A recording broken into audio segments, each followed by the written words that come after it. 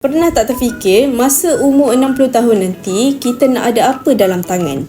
Ramai orang sibuk kerja siang malam tapi lupa nak bina simpanan jangka panjang. Cuba fikir macam ni. Kalau kita mula sekarang umur 30 tahun dan nak bersara umur 60 tahun, kita ada 30 tahun lagi. Kalau setiap bulan kumpul 3 gram emas je, dalam 10 tahun dah ada 360 gram. Kalau teruskan sampai 30 tahun, boleh cecah lebih 1 kilogram emas. Bayangkan nanti masa bersara, 1 kilogram emas tu bukan saja bernilai tinggi, tapi juga pelindung dari inflasi. Nilai dia tak susut macam duit. Pakar kewangan pun selalu pesan, simpan sekurang-kurangnya 10% dari pendapatan dalam bentuk emas.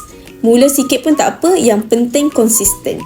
Bagi yang tak mampu untuk kumpul 1 gram sebulan, jangan risau sebab di Public Gold serendah RM100 dah boleh mulakan simpanan emas di akaun Gap.